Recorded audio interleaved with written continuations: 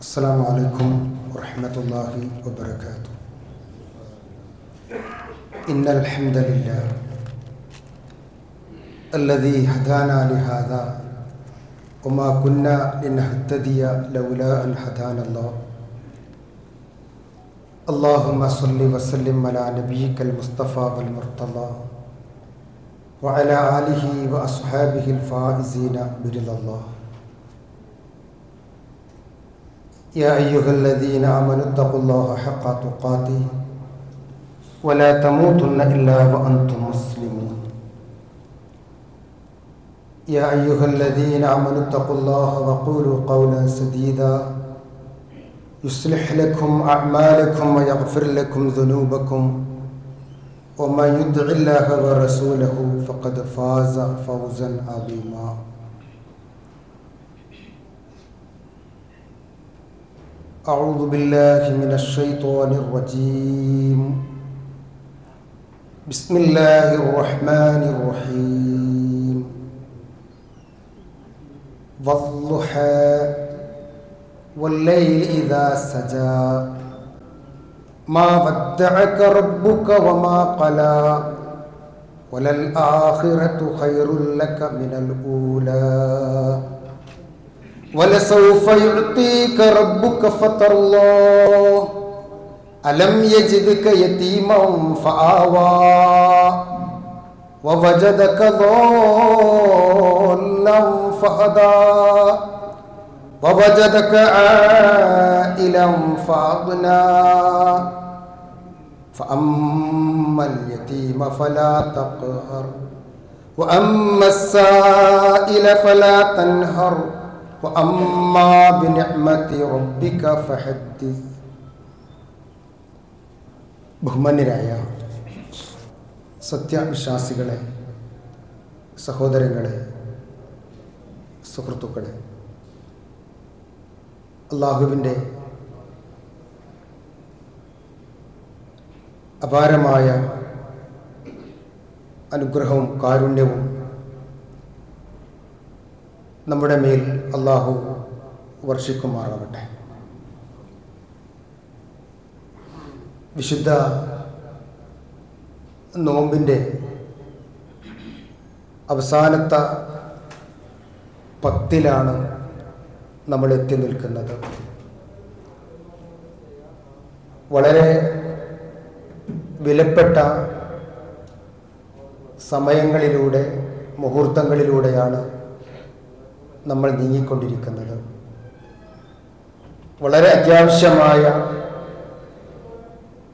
മനുഷ്യൻ്റെ സമയം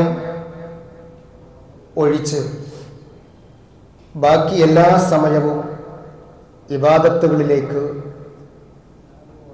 മുഴുകേണ്ടുന്ന വളരെ നിർണായകമായ ഒരു സന്ദർഭത്തിലാണ് നമ്മളുള്ളത്. ഈ സന്ദർഭത്തിൽ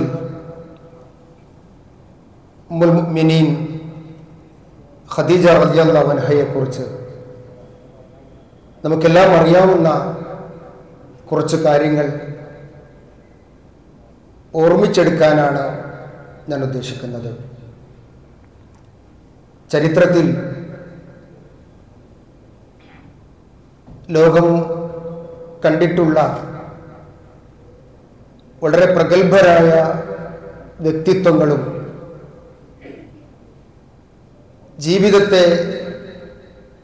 സ്വന്തം ജീവിതത്തെ കൊണ്ട് ലോകത്തെ മാറ്റിമറിച്ചവരും ഒരുപാട് അടയാളപ്പെടുത്തലുകളും നടത്തിക്കൊണ്ട് കടന്നുപോയ പ്രഗത്ഭരും പ്രശസ്തരുമായ ഒരുപാട് ആളുകളുണ്ട്. അവർ അവരുടെ ജീവിതത്തിൽ നിന്ന് വിടവാങ്ങുമ്പോൾ ഈ ലോകത്തിൻ്റെ മുമ്പിൽ തങ്ങളുടെ ജീവിതത്തെ അടയാളപ്പെടുത്തിയിട്ടാണ് വിട പറഞ്ഞിട്ടുള്ളത്. പിൽക്കാലം വരുന്ന ആളുകൾക്ക് അവരുടെ ജീവിതത്തിൽ നിന്ന് ഒരുപാട് പഠിക്കാനും പകർത്താനും അവശേഷിപ്പിക്കുക മാത്രമല്ല, വരും തലമുറക്ക് ആ ചരിത്രത്തെ പറഞ്ഞു കൊടുക്കാനും ആ ചരിത്രത്തെ പകർത്താനുള്ള പ്രചോദനം നൽകാനും ഒരുപാട് സന്ദർഭങ്ങൾ അത്തരം ആളുകളിലൂടെ ചരിത്രത്തിലുണ്ടായിട്ടുണ്ട്. ആ ചരിത്രത്തിൽ നമ്മളേറെ വായിക്കേണ്ടതും പകർത്തേണ്ടതുമായ ഒരു ചരിത്രമാണ് ഉമ്മഹാത്തുൽ മുഅ്മിനീൻ ഖദീജ റളിയല്ലാഹു അൻഹയുടെ ചരിത്രം. മക്കത്തെ രാജാത്തിയായി വാണ ഖദീജ റളിയല്ലാഹു അൻഹ, അവരെക്കുറിച്ച് നമ്മൾ വായിക്കുമ്പോൾ ഒരു വിശ്വാസിയുടെ അല്ലെങ്കിൽ ഒരു സാധാരണ മനുഷ്യൻ്റെ കണ്ണ് നനയാതെ ആ ചരിത്രം വായിച്ചു തീർക്കാൻ സാധ്യമല്ല. അതോടൊപ്പം അത്ഭുതം കൂറിക്കൊണ്ടാണ് ആ ചരിത്രത്തെ നമുക്ക് വായിച്ച് മുഴുമിപ്പിക്കാനാവുക. ഞാനും ഒരു ചെറിയ എളിയ ശ്രമം നടത്തുന്നു എന്ന് മാത്രം. ആ ചരിത്രം മുഴുവനും വായിക്കാനും ആ ചരിത്രം മുഴുവനും പറയാനും എനിക്കാവുമോ എന്നെനിക്കറിയില്ല.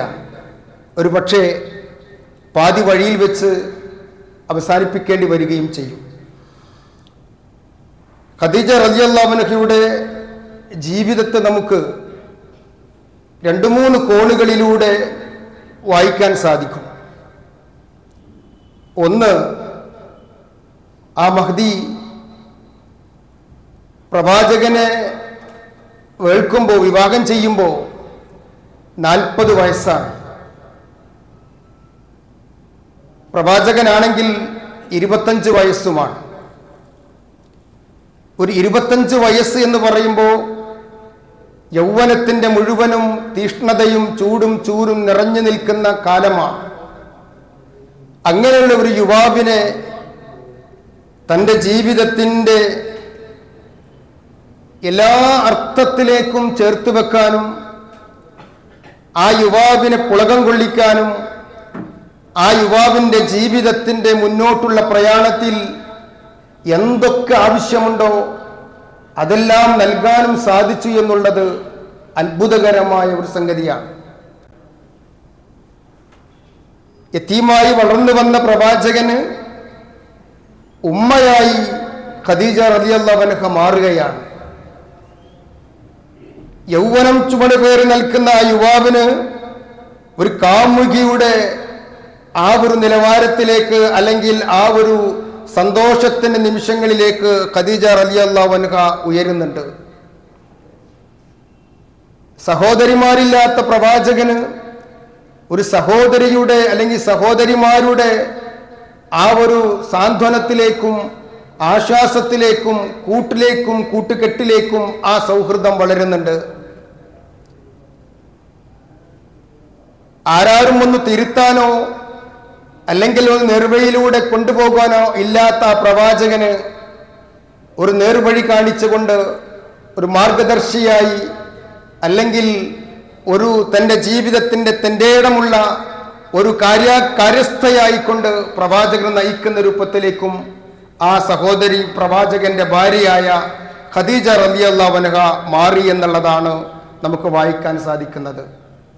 മൂന്നാമതായി, തൻ്റെ ഭർത്താവിൻ്റെ വിപ്ലവത്തിൻ്റെ പോരാട്ടത്തിൻ്റെ വഴിയിൽ ത്യാഗത്തിൻ്റെ ഒരു നവജാഗരണത്തിൻ്റെ വഴിയിൽ നേരിടാവുന്ന മുഴുവൻ എതിർപ്പുകളെയും ഒപ്പം നിന്നുകൊണ്ട് തൻ്റെ ഭർത്താവിൻ്റെ താങ്ങും തണലുമായി അതിനോടൊപ്പം നിന്ന് കണ്ണീരിലും സന്തോഷത്തിലും ഒപ്പം നിന്ന് ആ ജീവിതത്തെ മുഴുവൻ സമർപ്പിക്കാൻ സാധിച്ചു എന്നുള്ളതാണ്.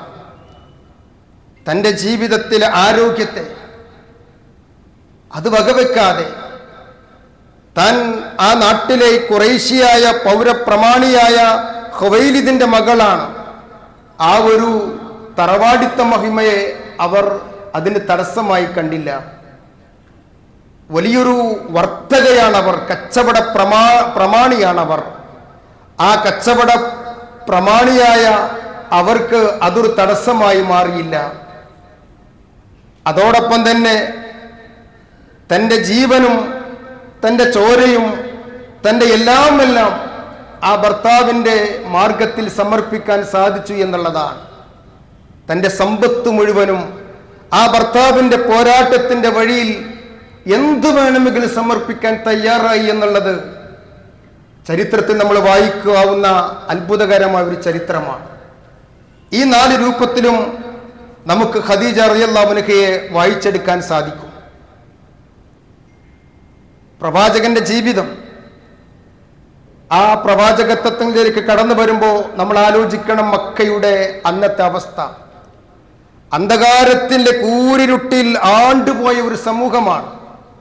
ആ അന്ധകാരത്തിന്റെ കൂരിരുട്ടിൽ ലോകത്തിന് നായകനായി കടന്നു വന്ന പ്രവാചകൻ, ലോകത്തിന് വെളിച്ചം വീശിക്കൊണ്ട് കടന്നു വന്നൊരു പ്രവാചകൻ, ആ മരുഭൂമിയിൽ തിളച്ചു മറിയുന്ന ചൂടിനേക്കാളും വലിയ വലിയ വലിയ വിപ്ലവങ്ങളും പ്രതിലോമപരമായ പ്രവർത്തനങ്ങളും അങ്ങേയറ്റത്തെ എതിർപ്പുകളുമായി കടന്നു വന്ന ആ പ്രവാചകന് ആ തൻ്റെ ജീവിതത്തിലേക്ക് അതിനെല്ലാം പറ്റിയ രൂപത്തിലേക്ക് ഖദീജ എന്ന് പറയുന്ന ഒരു മഹദിയെ ആ മക്ക മണലാരണ്യം വാർത്തെടുക്കുകയായിരുന്നു എന്ന് വേണം നമുക്ക് കരുതാൻ.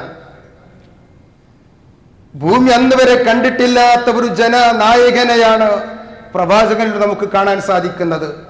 അതിനു മുമ്പോ അതിനു ശേഷമോ അത്തരമൊരു ശ്രേഷ്ഠമായ ഒരു സവിശേഷമായ ഒരു സൃഷ്ടിയെ അള്ളാഹു ഭൂമിയിലേക്ക് അയച്ചിട്ടില്ല. ആ സവിശേഷമായ അല്ലെങ്കിൽ ആ പവിത്രമായ ആ ശ്രേഷ്ഠരായ പ്രവാചകന് ഇണങ്ങുന്ന രൂപത്തിൽ അതിനുവേണ്ടി കാലം ഉണ്ടാക്കിയെടുത്ത ഒരു തങ്കക്കുടമായിട്ടാണ് ഖദീജ റളിയല്ലാഹു അൻഹയെ നമുക്ക് കാണാൻ സാധിക്കുന്നത്. ഖദീജ റളിയല്ലാഹു അൻഹയുടെ കഴുത്തിൽ ഒരു മാലയുണ്ടായിരുന്നു, ഒരു മുത്തുമാല. ആ മുത്തുമാല പ്രവാചകനെ ആശ്വസിപ്പിച്ചിട്ടുണ്ട്, പ്രവാചകനെ ഏറെ സന്തോഷം കൊള്ളിച്ചിട്ടുണ്ട്. ഖദീജയുടെ മാറിടത്തിൽ കിടക്കുന്ന ആ മുത്തുമാല പ്രവാചകൻ പിടിച്ചു നോക്കി. അതിൻ്റെ ഓരോ മുത്തുകളിലൂടെയും സൗന്ദര്യം നുകർന്ന് ഖദീജയെ പ്രവാചകൻ അങ്ങേയറ്റം പ്രണയിച്ചിട്ടുണ്ട്. ആ മുത്തുമാല തന്നെ പ്രവാചകനെ വിങ്ങി വിങ്ങി കരയിപ്പിച്ച സന്ദർഭങ്ങളും പ്രവാചകന്റെ ജീവിതത്തിൽ ഉണ്ടായിട്ടുണ്ട്. എങ്കിൽ നമുക്ക് ആ ഖദീജയെ ഒന്ന് പരിചയപ്പെടണം. AD ക്രിസ്തുവർഷം മലയാളത്തിൽ ക്രിസ്തുവർഷം 599 അവരുടെ ജനനമുണ്ടാകുന്നത്. ഖദീജ റളിയല്ലാഹു അൻഹയെ കുറിച്ച് ഈ അടുത്ത് കൂടുതൽ വായിക്കാനും പഠിക്കാനും എന്നെ പ്രേരിപ്പിച്ചത് 2 സംഗതിയാണ്. ഒന്ന്, ഒരു 2-3-4 വർഷം മുമ്പ് ഒരു സിനിമ ഇറങ്ങിയിരുന്നു. ആ സിനിമയിൽ കുമാരന്മാരുടെ കണ്ണിറുക്കലുകളും അതുമായി ബന്ധപ്പെട്ട ചില സാഹചര്യങ്ങൾ പശ്ചാത്തലമാക്കി ഒരു പാട്ട് ഇറങ്ങുകയുണ്ടായി. 40 വർഷം മുമ്പ് ഇറങ്ങിയ ഒരു പാട്ടാണ്. ആ പാട്ട് മാണിക്യമലരായ പൂവി എന്ന് പറയുന്ന ആ ഒരു പാട്ട്. ആ മാണിക്യമലരായ എന്ന് പറയുന്ന പാട്ട് അതിൻ്റെ മുഴുവൻ പവിത്രതയും നഷ്ടപ്പെടുത്തി വലിയ കോലാഹലങ്ങളിലേക്കും വിവാദങ്ങളിലേക്കും ആ പാട്ട് അല്ലെങ്കിൽ ഖദീജ ബീവി എടുത്തെറിയപ്പെടുകയാണ്. അവിടെ വിവാഹത്തെയും പ്രവാചകന്റെ വിവാഹത്തെയും പ്രതിക്കൂട്ടിൽ നിർത്തുകയാണ്.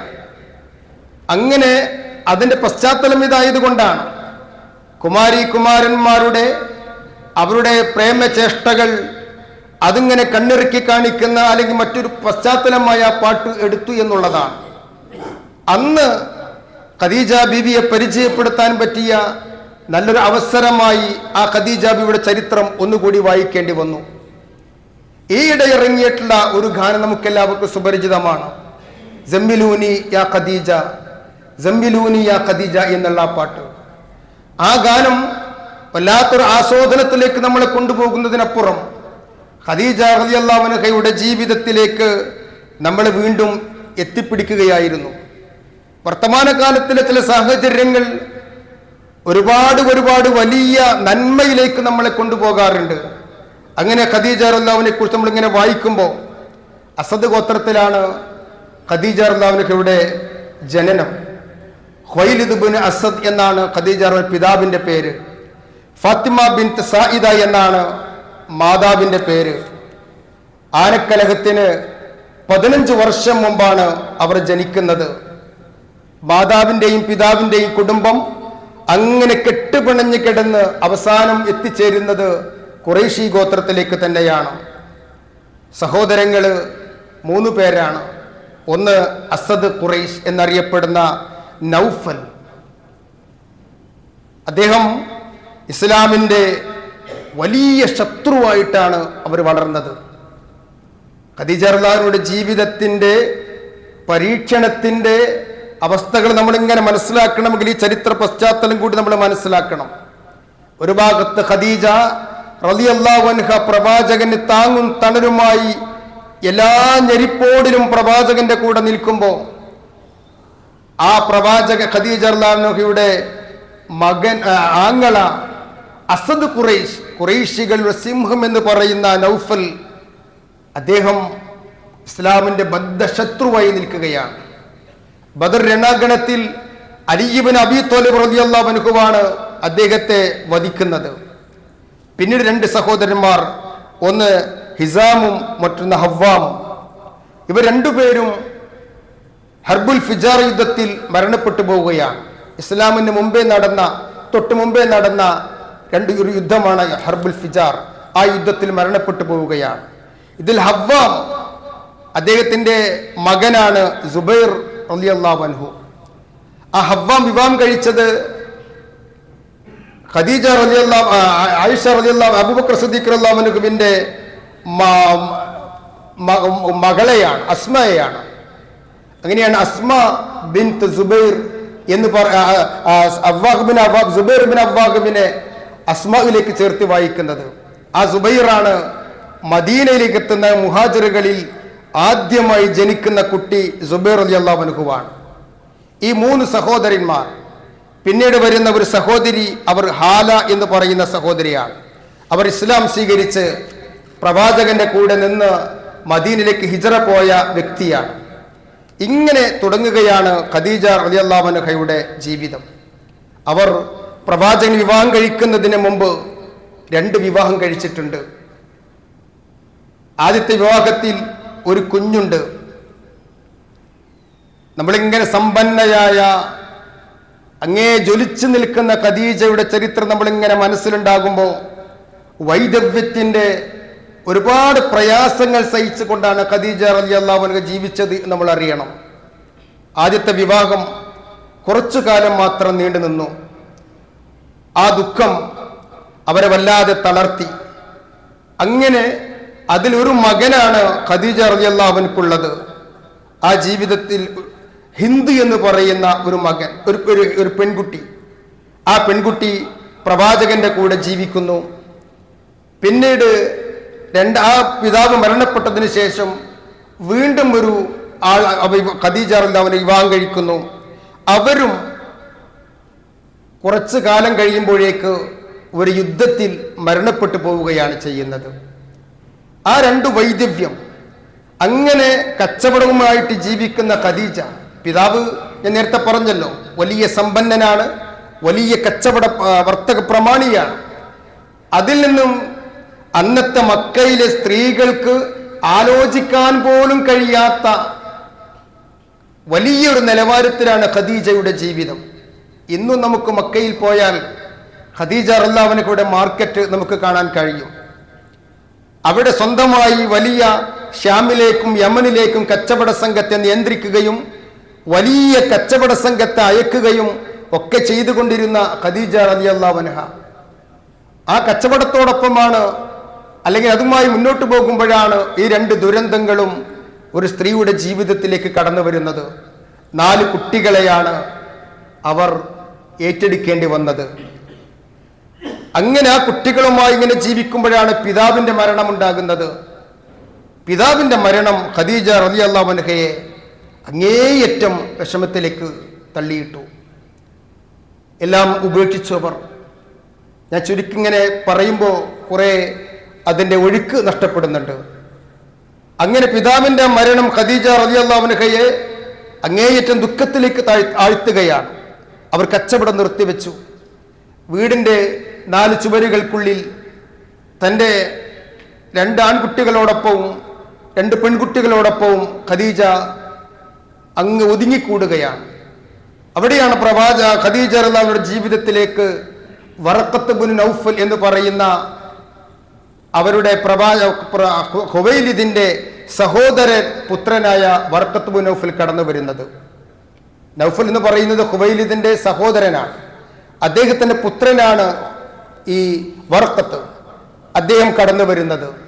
വറഖത്ത് എന്ന് പറയുന്നത് മക്കയിൽ അന്നുണ്ടായിരുന്ന 4 പ്രമുഖരുടെ കൂട്ടത്തിൽ ഒരാളാണ്.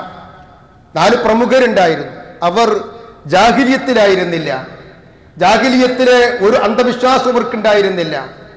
അവർ ഹനീഫ്, ഇബ്രാഹിം നബി അലൈഹി സ്വലാത്തു വസ്സലാം അവിടെ സ്ഥാപിച്ചു വെച്ചിട്ടുള്ള ഒരു ഹനീഫിയ, ആ ഹനീഫിയത്ത് അത് തേടി അതിന്റെ സന്ദേശം ഇങ്ങനെ തേടിപ്പിടിക്കാൻ വേണ്ടി ഇങ്ങനെ പല പുരോഹിതന്മാരുടെയും പണ്ഡിതന്മാരുടെയും അരികിലൊക്കെ ഇങ്ങനെ നടന്ന് വിദേശ രാജ്യങ്ങളിലേക്ക് വരെ പോയി അവർ സത്യത്തെ തേടിയുള്ള ആ അലച്ചിലായിരുന്നു. അതിനിടയിൽ ചിലർ ജൂതന്മാരായി, ചിലർ ക്രൈസ്തവരായി, ചിലർ ഒന്നുമല്ലാതായി, അങ്ങനെ ഇസ്ലാമും സ്വീകരിക്കാതെ മരിച്ചുപോയ ആളുകളുമുണ്ട്. അങ്ങനെപ്പെട്ട ഒരാളാണ് വറഖത്ത് ബിൻ നൗഫൽ. അദ്ദേഹം ക്രിസ്തു പുരോഹിതന്മാരെ ക്രൈസ്തവ പുരോഹിതന്മാരെ പരിചയപ്പെടുകയും അതുപോലെ തന്നെ തൗറാത്തിനെ കുറിച്ചും ഇഞ്ചീലിനെ കുറിച്ചുമൊക്കെ നന്നായി പഠിക്കുകയും അങ്ങനെ അതിൽ നിന്ന് വെച്ച വിവരങ്ങളുമായി ഒരു സാത്വികനായി കഴിഞ്ഞുകൂടുകയായിരുന്നു. ഈ വിവരം ഖദീജ റളിയല്ലാഹു അൻഹയുടെ ഈ വിവരം അവരെല്ലാം അവസാനിപ്പിച്ച് അവർ വീട്ടിൽ ഒതുങ്ങിക്കഴിയുകയാണ് എന്നുള്ള വാർത്ത അവരിലേക്ക് എത്തുകയാണ്. അദ്ദേഹം വറഖത്ത് ബിൻ നൗഫൽ ഖദീജയുടെ അരികിലേക്ക് ചെല്ലുന്നുണ്ട്. എന്നിട്ട് ഖദീജയോട് പറയുന്നുണ്ട്, കുറേ വാക്കുകൾ ഇങ്ങനെ പറയുന്നുണ്ട്. നമുക്കൊരുപാട് പാഠങ്ങളുണ്ട് അതിൽ. നമ്മളിങ്ങനെ നമ്മുടെ വീട്ടിൽ, നമ്മുടെ നാട്ടിൽ, നമ്മുടെ സുഹൃത്തുക്കളുടെ ഭാര്യയോ അല്ലെങ്കിൽ നമ്മുടെ ബന്ധത്തിലുള്ള ആരെങ്കിലുമൊക്കെ വൈദവ്യം ബാധിച്ച് വിധവകളായി തീർന്നാൽ കുറച്ചൊക്കെ നമ്മളിങ്ങനെ ശ്രദ്ധിക്കും. പിന്നെ നമ്മളെങ്ങനെ മറക്കുകയാണ്. ആ സ്ത്രീയും ആ കുട്ടികളും എങ്ങനെ ജീവിക്കുന്നു എന്ന് പോലും നമ്മൾ അറിയാറില്ല. ഖദീജ റളിയല്ലാഹു അൻഹയെ വല്ലാതെ പ്രയാസപ്പെടുത്തുന്നുണ്ട്. അങ്ങനെ അവർ ചെന്നിട്ട് ചോദിക്കുന്ന ഒരുപാട് ചോദ്യങ്ങളുണ്ട്. എന്നിട്ട് ഇങ്ങനെ അവർ ഉപദേശിക്കുകയാണ്, ഖദീജ, ഈ ഭൂമിയിൽ ജനിച്ചവരൊക്കെ മരിക്കും. ആരും ഇവിടെ ശാശ്വതരല്ല. മരണത്തോടെ ഈ ജീവിതം അവസാനിക്കുന്നില്ല. മരണമില്ലാത്ത ശാശ്വതമായ ഒരു ജീവിതത്തിന്റെ തുടക്കമാണ് ഈ മരണം. ഇതിനുശേഷം ഒരു ഉയർത്തെഴുന്നേൽപ്പുണ്ട്. അന്ന് ഇഹലോകത്ത് വെച്ച് ചെയ്ത കാര്യങ്ങളെക്കുറിച്ചൊക്കെ ചോദ്യം ചെയ്യപ്പെടും. ഖദീജക്ക് കൊടുക്കുന്ന, പ്രവാചകൻ കൊടുക്കുന്ന നിർദ്ദേശമല്ല ഇത്, വറഖത്ത് ബിൻ നൗഫൽ കൊടുക്കുന്ന നിർദ്ദേശമാണ്. അവിടെ നന്മ ഏതാണോ ആ നന്മക്കനുസരിച്ചുള്ള പ്രതിഫലം ലഭിക്കും. അതുകൊണ്ട് നീ ദുഃഖിച്ചിരുന്നത് കൊണ്ട് കാര്യമില്ല. ആ ദുഃഖം ഒന്നിനുമുള്ള ഒരു പരിഹാരമല്ല.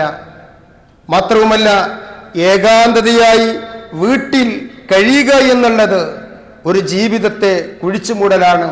ഞാൻ നേരത്തെ പറഞ്ഞ കാര്യങ്ങൾക്കുള്ള തടസ്സമായി മാറും. അതുകൊണ്ട് ഈ ദുഃഖം ഒഴിവാക്കി നീ നിന്റെ പഴയ ജീവിതത്തിലേക്ക് തിരിച്ചു വരണം. അങ്ങനെ ഖദീജക്ക് ആ വാക്കുകൾ ഒരു ആലോചനയ്ക്ക് വിധേയമാക്കുകയാണ്. ബുദ്ധിമതിയായ സമർത്ഥയായ അവർ വീണ്ടും കച്ചവടത്തിലേക്ക് പോരുകയാണ്. അങ്ങനെയാണ് അമീറത്തു മക്ക, മക്കയുടെ രാജ്ഞി എന്ന് പറയുന്ന രൂപത്തിലേക്ക് ആ കച്ചവടം വീണ്ടും സമൃദ്ധമാവുകയാണ്. വീണ്ടും കച്ചവടം എല്ലാ നിലക്കുമുള്ള ഒരു പുരോഗമനത്തിലേക്ക് എത്തുകയാണ്. അവരുടെ സൗന്ദര്യം, അവരുടെ ബുദ്ധിമതി, അവരുടെ ആ ഒരു കുലീനത, സ്വഭാവ മഹിമ, ഇതെല്ലാം കണ്ടിട്ട് മക്കയിലെ പല സമ്പന്നരും വിവാഹത്തിന് വേണ്ടി അവരരികിലേക്ക് വരുന്നുണ്ട്. അവർ മനസ്സിലാക്കുന്നത് അവരൊക്കെ വരുന്നത് എൻ്റെ ഈ സമ്പത്ത് കണ്ടുകൊണ്ടാണ്. അതുകൊണ്ട് ആ വിവാഹത്തെ മുഴുവനും അവർ നിരസിക്കുകയാണ്. ആ നിരസിക്കുമ്പോൾ ചരിത്രം ഇങ്ങനെ വായതിൻ്റെ ഒരുപാട് കാര്യങ്ങൾ പറയുന്നുണ്ട്. വറഖത്ത് ബിൻ നൗഫൽ പ്രവാചകനെ കുറിച്ചുള്ള വാക്കുകൾ, അങ്ങനെ പ്രവാചകൻ അബൂ ത്വാലിബിനോടൊപ്പം ഷാമിലേക്കുള്ള യാത്ര, അവിടെ പ്രവാചകൻ ഉണ്ടാകുന്ന അനുഭവങ്ങൾ, ഒരു ക്രിസ്ത്യൻ പുരോഹിതൻ, ഒരു ജൂത പുരോഹിതൻ, അവരൊക്കെ അങ്ങനെ പ്രവാചകനെ കുറിച്ച് കാണുമ്പോഴും പ്രവാചകന്റെ ചുമലിലുള്ള ഓരോ അടയാളങ്ങൾ കാണുമ്പോഴും അവർ ഇരിക്കുന്ന സ്ഥലം കാണുമ്പോഴുമൊക്കെ അബൂ ത്വാലിബിനോട് പറയുന്നുണ്ട്, ഈ കുട്ടിയെ നിങ്ങൾ സൂക്ഷിക്കണം, ഇതൊരു പ്രവാചകനാവാനുള്ള കുട്ടിയാണ്. അതുകൊണ്ട് നിങ്ങൾ ഷാമിലേക്ക് പോകുമ്പോൾ അവിടെ ജൂതന്മാരുണ്ട്, ആ ജൂതന്മാർ ഈ കുട്ടിയെ വധിച്ചു കളയും, നിങ്ങൾ പേടിക്കണം, ശ്രദ്ധിക്കണം. അബൂ താലിബ് ആ കുട്ടിയെ മക്കയിലേക്ക് പറഞ്ഞേക്കാൻ ശ്രമിക്കുന്നുണ്ട്. പക്ഷേ മക്കയിലേക്ക് പോകാതെ കുട്ടി വീണ്ടും അബൂ താലിബിന്റെ കൂടെ പോവുകയാണ്. അബൂ താലിബ് വലിയ ശ്രദ്ധയും തൻ്റെ എല്ലാ ശ്രദ്ധയും ആ കുട്ടിയിലേക്ക് നൽകിയിട്ട് ആ കുട്ടിയെ ഷാം യാത്ര കഴിഞ്ഞ് തിരിച്ചു വരികയാണ്. ഈ സംഭവങ്ങളൊക്കെ ഇങ്ങനെ അബൂ താലിബിൽ നിന്നും അതുപോലെ കച്ചവടത്തിന് പോയ ആളുകളിൽ നിന്നും വറഖത്ത് ബിൻ നൗഫലും കേൾക്കുന്നുണ്ട്. അദ്ദേഹം വേദങ്ങളൊക്കെ കുറെ പഠിച്ച ആളാണ്. ഈ അടയാളങ്ങളൊക്കെ വെച്ചിട്ട് അവർ പ്രവാചകനെ കുറിച്ച് മനസ്സിലാക്കിയിട്ടുണ്ട്. അങ്ങനെയാണ് പിന്നീട് ആ വിവാഹം പ്രവാചകൻ ഖദീജ റളിയല്ലാഹുവിന്റെ കച്ചവടത്തിന് വേണ്ടി ഒരു ആണിനെ തേടുന്നുണ്ട് എന്നുള്ള വിശ്വസ്തനായ, ഒരുപാട് പരാജയങ്ങൾ സംഭവിച്ച, ഖദീജ റളിയല്ലാഹുവിനെ പറ്റിച്ച, അവരിൽ നിന്നൊക്കെ വ്യത്യസ്തനായി ഒരാളെ എനിക്ക് കിട്ടണം എന്നുള്ള ആ ഒരു മോഹം അബൂ താലിബ് അറിയുന്നത്. അബൂ താലിബ് ആണെങ്കിൽ വലിയ പട്ടിണിയിലാണ്. 4-5 മക്കളെ പോറ്റണം, അതിൽ കൂടെ എൻ്റെ ഈ മകനെയും പോറ്റണം, എൻ്റെ മകനേക്കാൾ കൂടുതൽ ഈ കുട്ടിയെ വളർത്തണം, ആട് വളർത്തലില്ലാത്ത ഒരു ജോലി എൻ്റെ മകന് നൽകണം. അപ്പോഴാണ് ഈ ഒരു വാർത്ത കേൾക്കുന്നത്. അബൂ താലിബ് പറഞ്ഞയക്കുകയാണ്.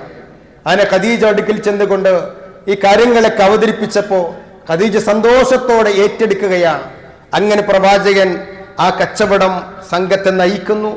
അതുണ്ടാകുന്ന ഒരുപാട് ലാഭങ്ങൾ, അതിലൊരുപാട് സംഭവങ്ങൾ, അതെല്ലാം മനസ്സിലാക്കിയ ഖദീജ റളിയല്ലാഹു അൻഹ അവരെ കല്യാണം കഴിക്കാൻ ആഗ്രഹിക്കുകയാണ്. അങ്ങനെ വറഖത്ത് ബിൻ നൗഫൽ അതുപോലെ തന്നെ മറ്റൊരു ആള് അവർ മുഖേന അബൂ താലിബിലേക്ക് പോവുകയും ആ കച്ചവടം നടക്കുകയും ചെയ്യുന്നു, ആ വിവാഹം നടക്കുകയും ചെയ്യുന്നു. ആ വിവാഹത്തിൽ പ്രവാചകൻ സല്ലല്ലാഹു അലൈഹി വസല്ലമക്ക് 15 വർഷമായപ്പോഴേക്കും 6 കുട്ടികൾ ഉണ്ടാകുന്നു. Qasim, Zainab, Ruqayya, Umm Kulthum, Fatima, Abdullah, ഈ 6 മക്കളാണ് ഖദീജ റളിയല്ലാഹു അൻഹ കയ്യിൽ നിന്ന് പ്രവാചകൻ ഉണ്ടാകുന്നത്. ഈ 6 മക്കളെ പ്രവാചകനുള്ളൂ. ഈ 6 മക്കളിൽ നമ്മളിങ്ങനെ ആലോചിക്കേണ്ട, ഈ 6 മക്കളുമായി ഇങ്ങനെ സന്തോഷത്തോടെ ജീവിക്കുകയല്ല ഖദീജ റളിയല്ലാഹു അൻഹ ചെയ്യുന്നത്.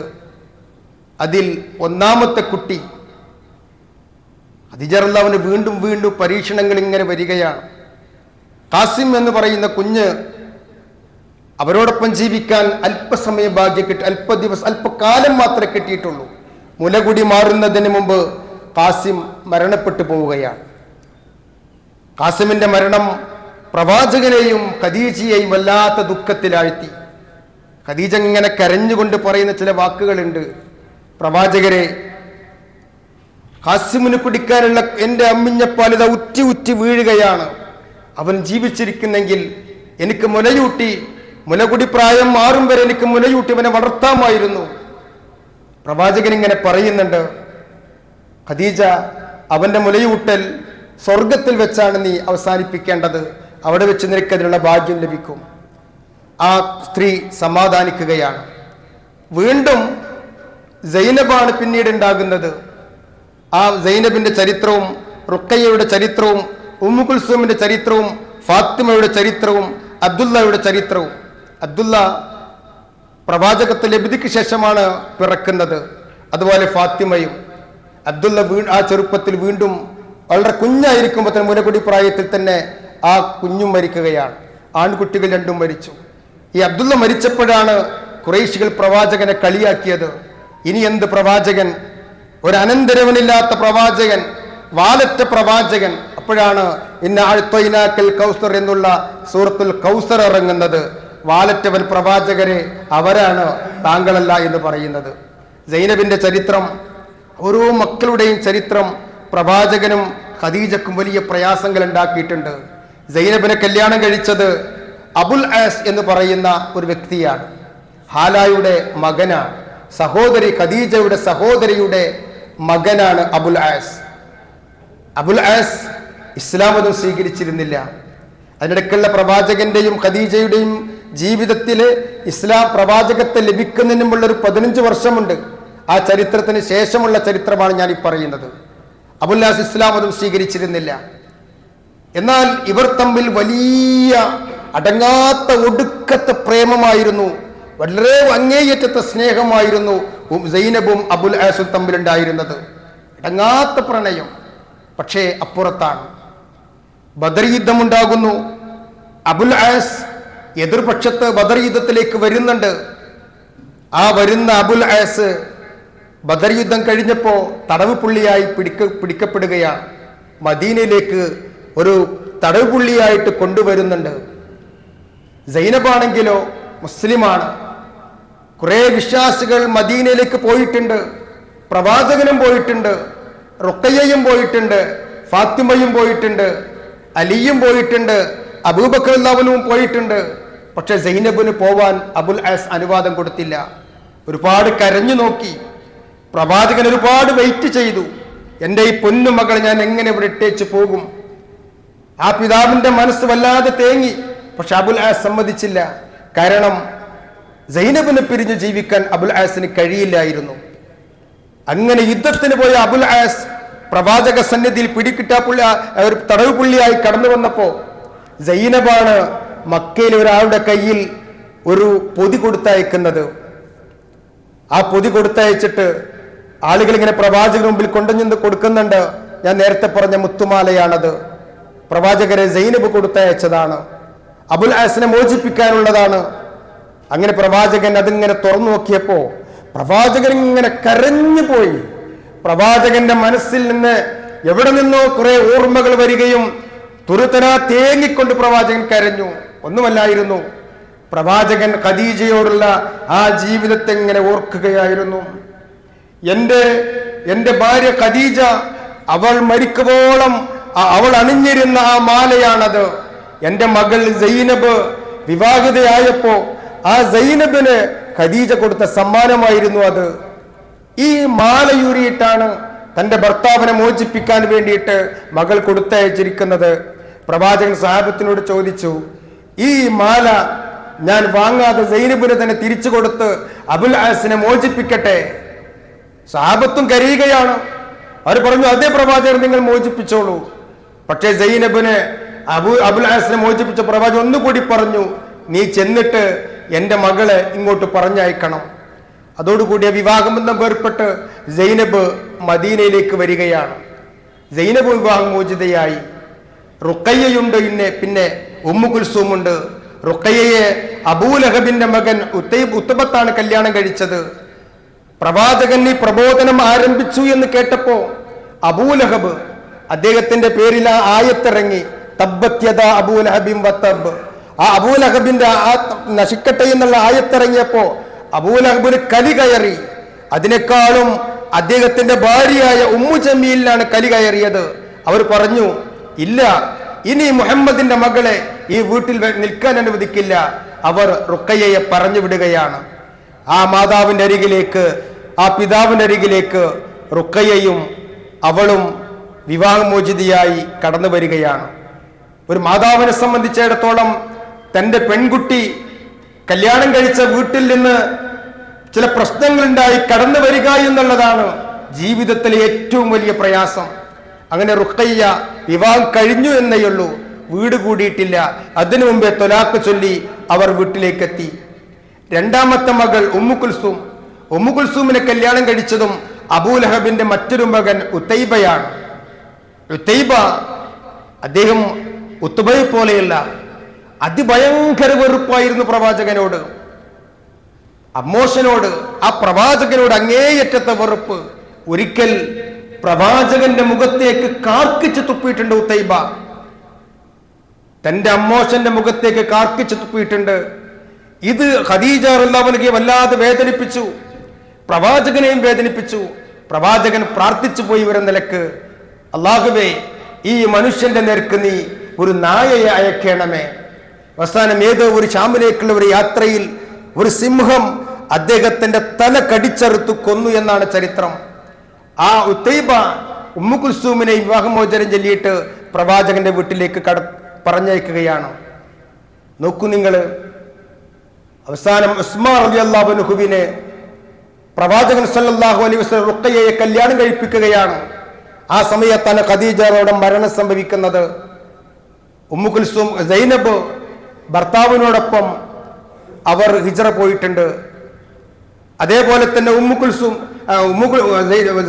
കുൽസും അവർ പ്രവാചകന്റെ ഉസ്മാൻ റളിയല്ലാഹുവിന്റെ കൂടെ ഹിജ്റ പോയി.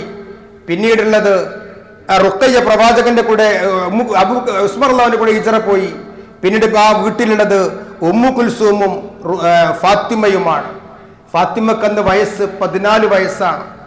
ഖദീജ റളിയല്ലാഹു മരിക്കുമ്പോൾ പ്രവാചകന്റെ കൂടെ നിൽക്കുന്നത് ഉമ്മു കുൽസൂമും അതുപോലെ തന്നെ ഫാത്തിമയുമാണ്. ആ മനസ്സ് വല്ലാതെ വേദനിച്ചു. മരണശയ്യയിൽ കിടന്നുകൊണ്ട് അവർ പ്രവാചകൻ ഇങ്ങനെ വിളിച്ചിട്ട് പറയുന്നുണ്ട്, ഞാൻ മരിക്കുകയാണ്, എനിക്ക് ഖബർ പേടിയാണ്, എൻ്റെ മകളെ ഇനി ആര് സംരക്ഷിക്കും? എൻ്റെ മകൾ ഫാത്തിമക്ക് ഒരു മാതാവിന്റെ എല്ലാവിധ പിന്തുണയും ആവശ്യമുള്ള സമയമാണ്, അവർക്ക് ആര് നൽകും? അങ്ങനെ പ്രവാചകൻ അവർ ആശ്വസിപ്പിക്കുന്നുണ്ട്. അങ്ങനെ ഒരുപാട് വേദനകൾ സഹിച്ചാണ് ഖദീജ റളിയല്ലാഹു അൻഹ ഈ ലോകത്ത് നിന്ന് വിട പറയുന്നത്. അങ്ങനെ പ്രവാചകൻ സല്ലല്ലാഹു അലൈഹി വസല്ലമ പ്രവാചകൻ ഖദീജയുമായുള്ള ആ ജീവിതം ഇങ്ങനെ 15 വർഷത്തോളം മുന്നോട്ട് പോവുകയാണ്. എല്ലാ സ്നേഹങ്ങളും എല്ലാ ബഹുമാനവും പരസ്പരം അറിഞ്ഞും പരസ്പരം ആദരിച്ചും പരസ്പരം സ്നേഹിച്ചുമുള്ള വല്ലാത്ത ഒരു ജീവിതമായിരുന്നു അത്. മധുരിക്കുന്ന ഒരു ജീവിതമായിരുന്നു അത്. അവർ തമ്മിൽ ദുഃഖങ്ങൾ കൈമാറി, സന്തോഷങ്ങൾ പങ്കുവെച്ചു. അങ്ങനെ എല്ലാം കൊണ്ടുള്ള വളരെ മനോഹരമായ ഒരു ജീവിതം. അബൂ ത്വാലിബ് റളിയല്ലാഹു അൻഹു തന്റെ മക്കളെക്കാൾ കൂടുതൽ സ്നേഹിച്ചത് പ്രവാചകനെയായിരുന്നു. അങ്ങനെ പ്രവാചകൻ ഖദീജയെ കല്യാണം കഴിച്ച് പ്രവാചകൻ അബൂ ത്വാലിബിന്റെ വീട്ടിൽ നിന്ന് ഖദീജയുടെ വീട്ടിലേക്ക് താമസം മാറിയിട്ടും പല സമയങ്ങളിലും പകൽ സമയങ്ങളിലും അബൂ ത്വാലിബിന്റെ കൂടെയായിരുന്നു. രാത്രി കുറെ വൈകുവോളം വരെ അബൂ ത്വാലിബ് തന്റെ മകനെ അവിടെ പിടിച്ചിരുത്തും. ഒന്നുമല്ല, അദ്ദേഹത്തിന്റെ മനസ്സിൽ ഈ പ്രവാചകൻ ഈ മുഹമ്മദ് എന്തെങ്കിലും അപകടം സംഭവിക്കുമോ, ആരെങ്കിലും വധിച്ചു കളയുമോ, ഖുറൈശികൾക്കിടയിലുള്ള സംസാരങ്ങളൊക്കെ അദ്ദേഹത്തിന് മനസ്സിലുണ്ട്. അങ്ങനെ അദ്ദേഹം ഇനി എന്തായിരിക്കും അവിടെ ചെന്നിട്ട് വലിയ വർത്തക പ്രമാണിയായ വലിയ തറവാട്ടിൽ ജീവിക്കുന്ന ആ ഖദീജയോടൊപ്പം തന്റെ മകന്റെ അവസ്ഥ എന്താണ്? ഒരിക്കൽ പ്രവാചകൻ ഇങ്ങനെ പോയപ്പോ അബൂ ത്വാലിബ് ഒരു ഭൃത്യനെ അദ്ദേഹത്തിന്റെ പിന്നാലെ പറഞ്ഞയച്ചു. എന്താണ് ഖദീജ പ്രവാചകനോട് പറയുന്നത്? ആ ഭൃത്യൻ വന്നിട്ട് പറയുന്നുണ്ട്, മുഹമ്മദ് നബി മുഹമ്മദ് അന്ന് പ്രവാചകനായിട്ടില്ല, കയറി ചെല്ലുന്ന സമയത്ത് ഖദീജ വീടിന്റെ പൂമുഖത്തുണ്ടാകും. പ്രവാചകനെ കാണുമ്പോൾ അവർ എഴുന്നേറ്റ് നിൽക്കും. പ്രവാചകനായിട്ടില്ല, മുഹമ്മദിനെ കാണുമ്പോൾ എഴുന്നേറ്റ് നിൽക്കും. എന്നിട്ട് പുറത്തേക്ക് കയറി വന്ന് പ്രവാചകന്റെ കൈ പിടിച്ച് ആദരിച്ച് വളരെ സന്തോഷത്തോടെ വീടിനുള്ളിലേക്ക് കടന്നു പോകും. അങ്ങനെയുള്ള വല്ലാത്തൊരു ജീവിതമാണ് ഖദീജ സമ്മാനിച്ചത്. ആ ജീവിതത്തിനിടയിൽ ഒരുപാട് സന്തോഷകരമായ നിമിഷങ്ങൾ ഉണ്ടാകുന്നു. എത്രയെത്ര സംഭവങ്ങൾ ഹദീസുകളിൽ കാണാൻ സാധിക്കുന്നു, ഞാൻ പിന്നീട് പറയാം. അങ്ങനെ ആ ഒരു ജീവിതം ഇങ്ങനെ തുടരുന്നതിനിടയിലാണ് പ്രവാചകന് ചില വ്യത്യാസങ്ങളൊക്കെ വരുന്നത്. ആ 15ാമത്തെ വർഷത്തിൽ പ്രവാചകന്റെ ജീവിതത്തിൽ ഒരുപാട് മാറ്റങ്ങൾ സംഭവിക്കുന്നു. ഏകാന്തത ഇഷ്ടപ്പെടുന്നു. പലപ്പോഴും പ്രവാചകൻ ഇങ്ങനെ വന്നിട്ട് പറയുന്നു, ഖദീജ, ഇന്ന് ഞാനിങ്ങനെ പോകുമ്പോൾ ഒരു കല്ലെന്നോട് സലാം പറഞ്ഞു, മരം എനിക്ക് തണലിട്ട് തന്നു, ഞാൻ വല്ലാത്തൊരു അശ്രീരി കേട്ടു. പലപ്പോഴും ഇങ്ങനെ പറയുമ്പോൾ ആ ഖദീജ റളിയല്ലാഹു അൻഹ പ്രവാചകനെ ആശ്വസിപ്പിക്കുകയാണ്, നിങ്ങൾ പേടിക്കണ്ട, നിങ്ങൾ സാധുക്കളെ സഹായിക്കുന്നവനാണ്, കുടുംബബന്ധം പുലർത്തുന്നവനാണ്, ആരെയും വഞ്ചിക്കാത്തവനാണ്. ആവർത്തിച്ച് 2-3 വാക്കുകളാണ് ഖദീജയുടെ നാവിൽ നിന്ന് വരുന്നത്. നിങ്ങൾ പേടിക്കണ്ട, നിങ്ങൾ ആരും ഒന്നും ചെയ്യില്ല, ദൈവം നിങ്ങളെ കൈയൊടിയുകയില്ല, നിങ്ങൾ പാവങ്ങളെ സംരക്ഷിക്കുന്നു, നിങ്ങൾ അഗതികളെ നോക്കുന്നു, കുടുംബബന്ധം ചേർക്കുന്നു. ഈ 3-4 വാക്കുകൾ ഇങ്ങനെ ആവർത്തിച്ചാണ് ഖദീജ റളിയല്ലാഹു അൻഹ പറയുന്നത്. അങ്ങനെ ആ കുറെ സ്വപ്നങ്ങൾ ഇങ്ങനെ കാണുന്നു. ആ സ്വപ്നം ഖദീജയുമായി പങ്കുവെക്കുന്നു. ആ സ്വപ്നങ്ങൾ സത്യസന്ധമായി പുലരുന്നു. അങ്ങനെ പ്രവാചകൻ ഏകാന്തവാസത്തിലേക്ക് പോവുകയാണ്. ഹിറാ ഗുഹയിലേക്ക് പ്രവാചകൻ പോവുകയാണ്. മക്കയിൽ നിന്ന് 6 കിലോമീറ്റർ ദൂരവും 650 മീറ്റർ ഉയരത്തിൽ നിൽക്കുന്ന ആ ഹിറാ ഗുഹയിലേക്ക് പ്രവാചകൻ പോകുന്നു. തന്റെ കുട്ടികളെയും പെൺമക്കളെയും ഈ മാതാവിനെ വിട്ടേച്ചു കൊണ്ട് പോവുകയാണ്. ഖദീജ റളിയല്ലാഹു അൻഹ യാതൊരുവിധ പ്രയാസമോ മാനസികമായിട്ട് ഒരു വെറുപ്പോ തോന്നിക്കാതെ ഭക്ഷണവും വെള്ളവും റെഡിയാക്കി കൊടുക്കുന്നു. ചില സന്ദർഭങ്ങളിൽ ഇത് വരാതാകുമ്പോൾ ഈ ഭക്ഷണവും വെള്ളവുമായിട്ട് 55 വയസ്സുള്ള ഖദീജ ആ 5 കിലോമീറ്റർ നടന്ന് ആ 650 ഉയരത്തിലേക്ക് കയറിപ്പോവുകയാണ്. ഇപ്പോഴും നമുക്ക് പോയാൽ അവിടേക്ക് സ്റ്റെപ്പുകളൊക്കെ ഉണ്ടായിട്ട് പോലും ഒരാൾക്ക് ആരോഗ്യവാനായ ഒരാൾക്ക് ഈസിയായി കയറിപ്പോകാൻ കഴിയില്ല. ആ ഒരു മലം, ആ ഒരു കുന്നിന്റെ മുകളിലേക്കാണ് 55 വയസ്സുള്ള ഖദീജ റളിയല്ലാഹു അൻഹ കയറിപ്പോകുന്നത്. അവിടെ വെച്ചുണ്ടായ സംഭവങ്ങള്, ഇടയ്ക്കിടയ്ക്ക് ഉണ്ടാകുന്ന സംഭവങ്ങള് ഖദീജ റളിയല്ലാഹു അൻഹയോട് വന്ന് പറയുന്നുണ്ട് പ്രവാചകൻ. അവിടെ നിങ്ങൾ ആലോചിക്കണം, ഒരിക്കലൊരു സംഭവം ഉണ്ടായി, വീണ്ടും ഉണ്ടായി. അപ്പോഴേക്ക് ഭാര്യ വെച്ചൊരു പക്ഷേ നമ്മളെ ആശ്വസിപ്പിക്കും. വീണ്ടും വീണ്ടും ഇങ്ങനെ ആവർത്തിക്കുകയാണെങ്കിൽ ശരിക്കും ഭാര്യമാരെന്താ പറയേണ്ടത്? ആരങ്ങോട്ട് പോകാൻ പറഞ്ഞത്? ഇവിടെ അടങ്ങിയിരുന്നൂടെ? എന്തിനാ അങ്ങോട്ട് പോണത്? ഇനി അങ്ങോട്ട് പോയ ഇതിലേറെ ഉണ്ടാകും, ഞാൻ തിരിഞ്ഞു നോക്കൂല എന്നൊക്കെ പറഞ്ഞ് പേടിപ്പെടുത്താമായിരുന്നു. കാരണം പ്രവാചകൻ സീറോയാണ്, ഒന്നുമില്ല പ്രവാചകന്റെ കയ്യിൽ. ഖദീജ എന്ന് പറയുന്ന ഈ വൻമരം മാത്രമാണ് പ്രവാചകന് തണലായിട്ടുള്ളത്. അവർക്ക് പറഞ്ഞാൽ പറഞ്ഞ വഴിക്ക് നിർത്തും. പക്ഷേ പ്രവാചകൻ ഒരിക്കൽ പോലും കയർത്ത് സംസാരിക്കാത്ത, പ്രവാചകൻ ഒരിക്കലും വെറുപ്പിന്റെ മുഖം കാണാത്ത, ആ സ്നേഹത്തിന്റെ വെളുത്ത ചോറും കറുത്ത മുഖവുമായിരുന്നില്ല ഖദീജ റളിയല്ലാഹു അൻഹ പ്രവാചകന് മുമ്പിൽ വെച്ചത്. എല്ലാം സ്നേഹത്തിന്റെ, ഞാൻ നേരത്തെ പറഞ്ഞല്ലോ, ഒരു ഉമ്മയാവേണ്ട സമയങ്ങളിൽ ഒരു ഉമ്മയായിട്ട് അങ്ങനെ എല്ലാം വളർത്തിയ ആ പ്രവാചകൻ ഇങ്ങനെ വളർത്തുകയായിരുന്നു. അങ്ങനെ ഒരു ദിവസം ഹിറാ ഗുഹയിലേക്ക് ജിബ്രീൽ വരികയാണ്. ആ സംഭവമൊക്കെ നമുക്കറിയാം. ഉടനെ വന്നിട്ട് അപ്പോഴാണ് വന്നിട്ട് പിന്നീട് പറയും, സമ്മിലൂനി സമ്മിലൂനി സമ്മിലൂനി, പുതപ്പിട്ട് മൂടു ഖദീജ, എന്നെ പുതപ്പിട്ട് മൂടു ഖദീജ. ഞാൻ പറഞ്ഞ വാക്കുകൾ നമ്മളിങ്ങനെ ശ്രദ്ധിക്കണം. പ്രവാചകന് ഖദീജയെ സ്നേഹിക്കുക മാത്രമല്ല ആദരിക്കുക കൂടി ചെയ്തിരുന്നു എന്നാണ്. പ്രവാചകൻ ഖദീജയെ ആദരിച്ചിരുന്നു. നമ്മളൊക്കെ ഇങ്ങനെ മനസ്സിലാക്കേണ്ട ചില വാക്കുകളാണത്. ഭാര്യയെ ആദരിക്കുക, ഭാര്യ നമ്മൾ പറയുന്ന അനുസരിച്ച് നിൽക്കണം എന്നല്ല നമ്മളൊക്കെ പഠിച്ചത്.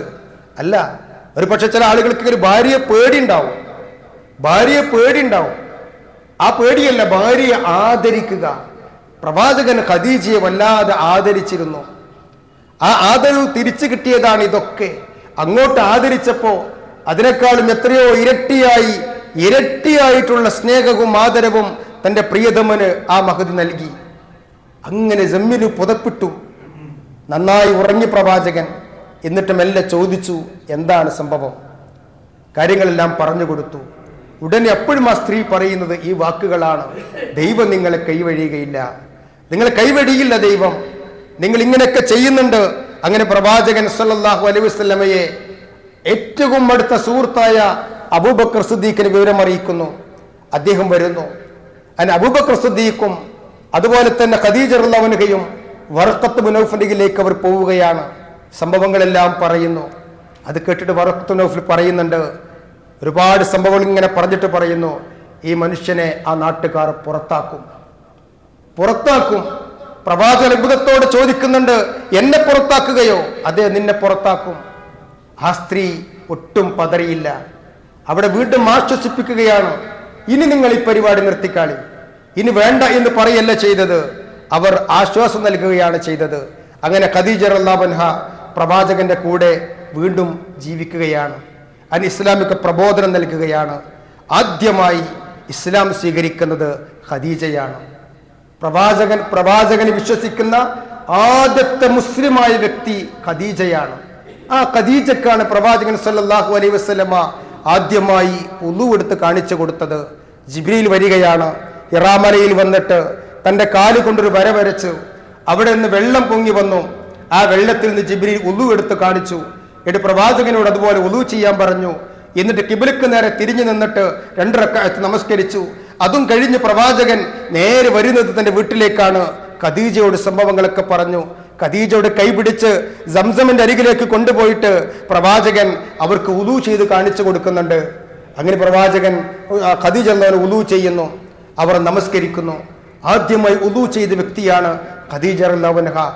ഇങ്ങനെ ഇപ്പൊ സ്വർഗത്തിൽ വരെ ഒന്നാമത്തെ സ്ത്രീ ആയിട്ടാണ് ഖദീജ റളിയല്ലാഹു അൻഹയെ പറഞ്ഞത്. 3 സ്ത്രീകളാണ് സ്വർഗത്തിൽ ഏറ്റവും ഉന്നത പദവിയിലുള്ളത്. ഒന്ന് ഖദീജയാണ്, ഒന്ന് ആസിയാണ്, മറ്റൊന്ന് ഫാത്തിമയാണ് റളിയല്ലാഹു അൻഹും. ഇവരാണ് സ്വർഗത്തിൽ ഉന്നതരായ 3 സ്ത്രീകൾ. അങ്ങനെ പ്രവാചകന്റെ കൂടെ അവരെങ്ങനെ വളരുകയായിരുന്നു. അല്ല, പ്രവാചകൻ അവരുടെ തണലിലിങ്ങനെ വളരുകയായിരുന്നു. തിരിച്ചും മറിച്ചും നമുക്ക് ചെയ്യാം. ഇനി ഖദീജയെ പ്രവാചകൻ ഇങ്ങനെ വളർത്തുകയാണ്. അങ്ങനെ പ്രവാചകന്റെ വഹിയിന്റെ ഒരുപാട് സാക്ഷികളായിട്ട് ആ ഖദീജ റളിയല്ലാഹു മാറുകയാണ്.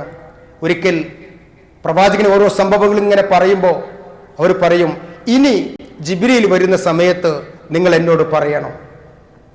അത് ജിബ്രീലാണെന്ന് ഉറപ്പിക്കണമല്ലോ. അങ്ങനെ ഒരു രാത്രിയിൽ ജിബ്രീൽ വന്നു. പ്രവാചകൻ ഖദീജ എന്ന് വിളിച്ചു. ഖദീജ റളിയല്ലാഹു ഓടി വന്നു.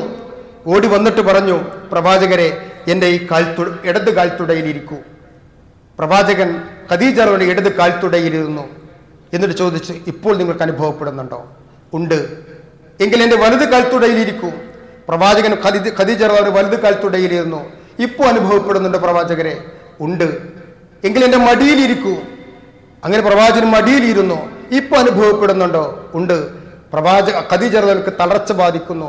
അവരുടെ തലയിൽ നിന്ന് മുണ്ട് നീങ്ങിപ്പോകുന്നു, തട്ടം നീങ്ങിപ്പോകുന്നു. എന്നിട്ട് ഇപ്പോഴുണ്ടോ എന്ന് ചോദിച്ചു. ഇപ്പോഴില്ല എന്ന് പറഞ്ഞു.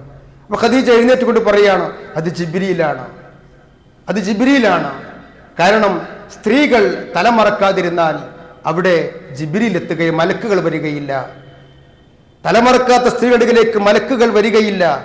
അതുകൊണ്ട് മറക്കാത്ത അവസ്ഥ വന്നപ്പോൾ ജിബ്രീൽ പോവുകയാണ് ചെയ്തത്. അത് വഹി തന്നെയാണ്, അങ്ങ് പേടിക്കേണ്ടതില്ല. പ്രവാചകനെ വീണ്ടും ആശ്വസിപ്പിക്കുകയാണ്. അങ്ങനെ പ്രവാചകൻ തൻ്റെ പരസ്യമായ പ്രബോധനങ്ങൾ നടത്തുകയാണ്. ആ പരീക്ഷണ ഘട്ടത്തിലാണ് പ്രവാചകൻ സല്ലല്ലാഹു അലൈഹി വസല്ലമക്ക് എല്ലാവിധ പിന്തുണയും. ഹസ്രത്ത് ഫാത്തിമ എന്ന് പറയുന്ന ഒരു പുസ്തകമുണ്ട്. ആ പുസ്തകത്തിൽ പ്രവാചകന്റെ പരസ്യ പ്രബോധന രഹസ്യ പ്രബോധനം ഇങ്ങനെ വ്യാഖ്യാനിക്കുന്നുണ്ട്. അത് പറയുന്ന കൂട്ടത്തിൽ അവരിങ്ങനെ പറയുന്നു, പ്രവാചകൻ അത് രാവിലെ വീട്ടിൽ നിന്നിറങ്ങും. ഞങ്ങളുടെ മാതാവ് ആ പ്രവാചകന് വേണ്ടതെല്ലാം ഒരുക്കി കൊടുക്കും. ചുവപ്പ് കലർന്ന വെളുപ്പ് നിറമാണ് പ്രവാചകന്റേത്. എല്ലാം ഒരുക്കി കൊടുത്തിട്ട് പ്രവാചകന് വീട്ടിൽ നിന്ന് സന്തോഷത്തോടെ പറഞ്ഞയക്കും. എങ്ങോട്ടാണ് പറഞ്ഞയക്കുന്നത്? പ്രബോധനത്തിനാണ് പറഞ്ഞയക്കുന്നത്. ആ പ്രബോധനത്തിനിടയിൽ പ്രവാചകന് പലതും കേൾക്കേണ്ടി വരുന്നു, പലതും ഏൽക്കേണ്ടി വരുന്നു. അങ്ങനെ ഫാത്തിമ റളിയല്ലാഹു പറയാണ്, ഞങ്ങളെ പിതാവ് ചിലപ്പോൾ ഇങ്ങനെ വരുമ്പോൾ ആ വെളുത്ത ശരീരം ആകെ കരിവാളിച്ചിട്ടുണ്ടാകും, തല്ലുകൊണ്ട അടയാളങ്ങൾ ഉണ്ടാകും, നിറയെ പൂഴിയുണ്ടാകും ആ ശരീരത്തിൽ. അങ്ങനെ വരുമ്പോൾ ഞങ്ങളെ മാതാവ് അവർ പ്രവാചകൻ അണഞ്ഞൂട്ടി പിടിക്കും. എന്നിട്ട് അവിടെ ഇരുത്തിയിട്ട് പ്രവാചകന്റെ ശരീരത്തിൽ നിന്ന് ആ വൃത്തികേടുകളും ആ മണ്ണും എല്ലാം തുടച്ചു കളയും. ചുടുവെള്ളത്തിൽ ശീലമുക്കിയിട്ട് ആ പ്രവാചകൻ നീര് വന്ന കാലുകളിൽ എൻ്റെ മാതാവ് ഇങ്ങനെ തടവിക്കൊടുക്കും.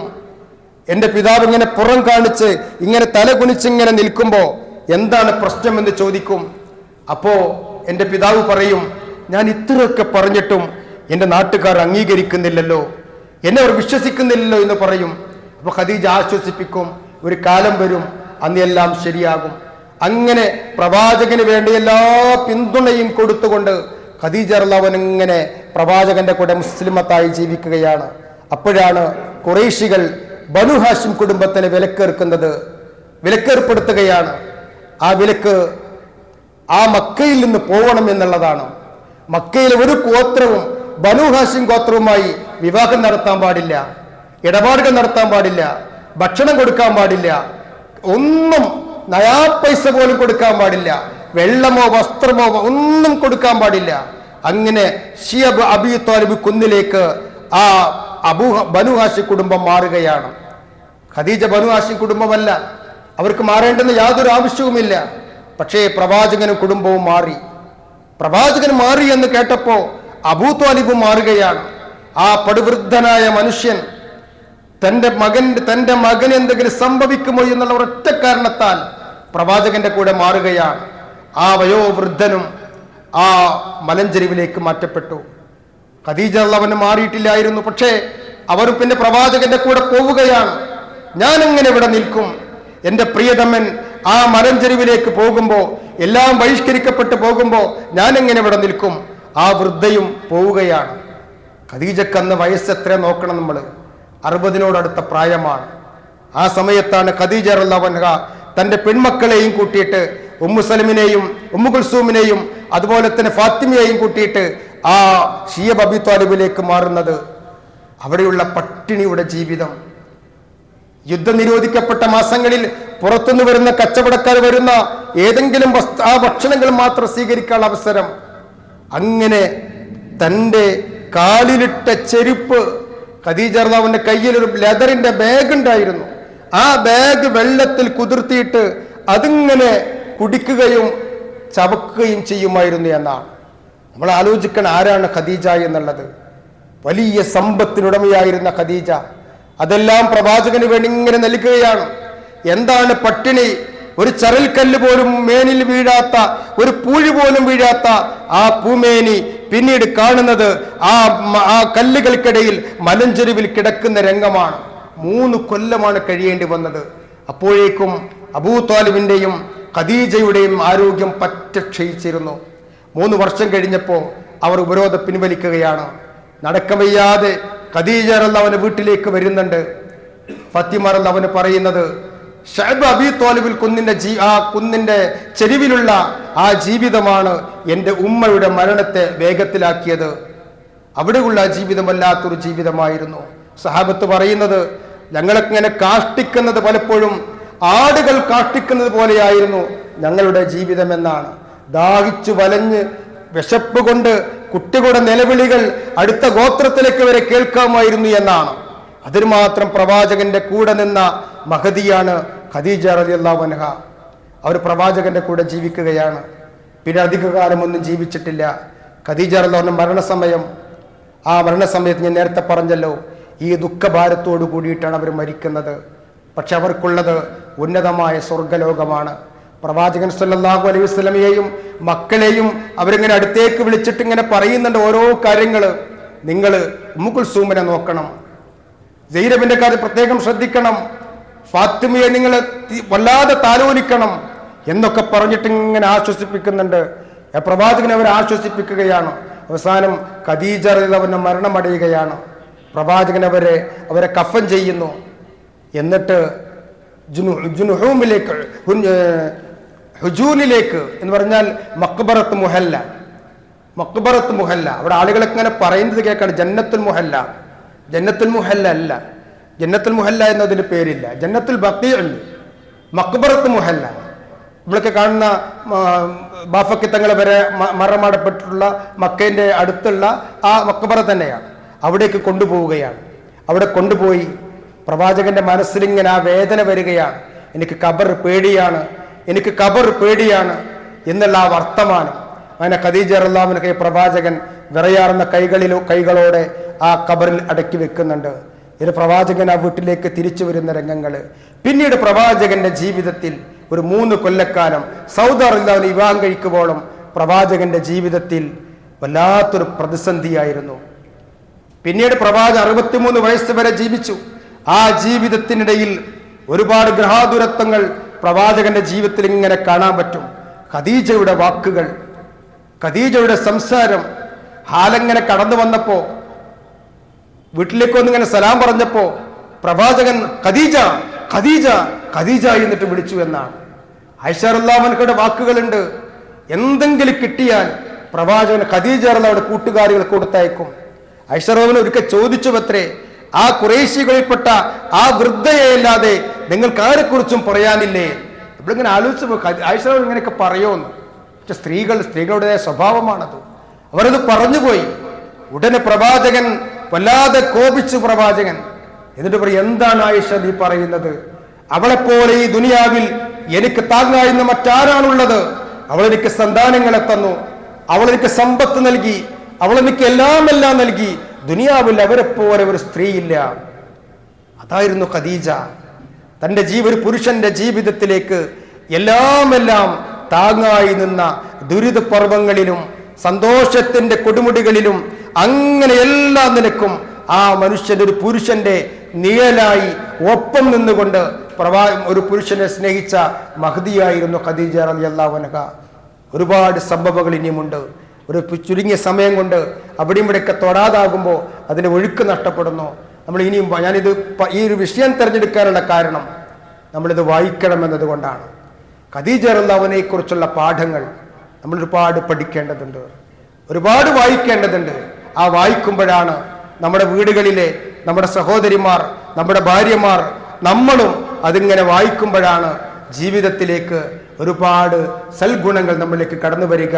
അങ്ങനെ മഹാന്മാരായ മഹതികളായ അവരുടെ ജീവിതത്തിൽ നിന്ന് പാഠം ഉൾക്കൊണ്ടുകൊണ്ട് നമ്മുടെ ജീവിതത്തെ ധന്യമാക്കാനും സന്തോഷകരമാക്കാനും നമുക്ക് സാധിക്കണം. അങ്ങനെയുള്ള ഒരു ജീവിതം നമുക്ക് ഉണ്ടായിത്തീരാൻ അള്ളാഹുവോട് ദുആ ചെയ്യുക. അള്ളാഹു നമ്മയെല്ലാം കാത്തു രക്ഷിക്കുമാറാവട്ടെ. ربنا تقبل منا دعاءنا إنك أنت السميع العليم وتب علينا إنك أنت التواب الرحيم. ഈ പരിശുദ്ധമായ റമദാനിൽ നമ്മുടെ പറച്ചിലും കേൾക്കലും അള്ളാഹു സൽക്കരമായി സ്വീകരിക്കുമാറാവട്ടെ. ഈ റമദാനിൻ്റെ മുഴുവൻ അനുഗ്രഹങ്ങളും നമുക്ക് അള്ളാഹു പ്രദാനം ചെയ്യുമാറാവട്ടെ. ഇതെല്ലാം അള്ളാഹു സൽക്കരമായി നമ്മളിൽ നിന്ന് സ്വീകരിക്കുമാറാവട്ടെ. നമ്മുടെ എല്ലാ പാപങ്ങളും അള്ളാഹു പുറത്ത് മാപ്പാക്കി തരുമാറാവട്ടെ. നമ്മളിൽ നിന്ന് മരണപ്പെട്ടു പോയ ഭർത്താക്കന്മാർ മരണപ്പെട്ടു പോയവരുണ്ടാകും, ഭാര്യമാർ മരണപ്പെട്ടു പോയവരുണ്ടാകും. അവർക്കെല്ലാം അള്ളാഹു മഗ്ഫിറത്തും മർഹമത്തും നൽകുമാറാവട്ടെ. മരണപ്പെട്ടു പോയ നമ്മുടെ മാതാപിതാക്കൾക്ക് അള്ളാഹു എല്ലാവിധ കാരുണ്യവും അവരുടെ ഖബർ ജീവിതത്തിലേക്കും നൽകുകയും അവരുടെ എല്ലാ പാപങ്ങളും അള്ളാഹു പുറത്തു കൊടുക്കുകയും നാളെ പരലോകത്ത് ജന്നാത്തുൻ നഈമിൽ നമ്മോടൊപ്പം അള്ളാഹു അവരെയും ഒരുമിച്ച് കൂട്ടുമാറാവട്ടെ. നമ്മുടെ സഹോദരിമാർക്ക് നമ്മളോടൊപ്പം ഒരുപക്ഷെ നമ്മളെക്കാൾ താഴെയുള്ള നമ്മുടെ സഹോദരന്മാർ മരണപ്പെട്ടിട്ടുണ്ട്. ഒരുപക്ഷെ മക്കൾ മരണപ്പെട്ടവരുണ്ടാകാം. അവർക്കെല്ലാം അള്ളാഹു മഗ്ഫിറത്തും മർഹമത്തും നൽകുമാറാവട്ടെ. നാളെ പരലോകത്ത് നമ്മയെല്ലാം അള്ളാഹു സ്വർഗത്തിൽ ഒരുമിച്ച് കൂട്ടുമാറാവട്ടെ. വാഖിറു ദഅ്വാനാ അൽഹംദുലില്ലാഹി റബ്ബിൽ ആലമീൻ വസല്ലല്ലാഹു അലാ നബിയ്യിനാ മുഹമ്മദിൻ വഅലാ ആലിഹി വസഹ്ബിഹി അജ്മഈൻ.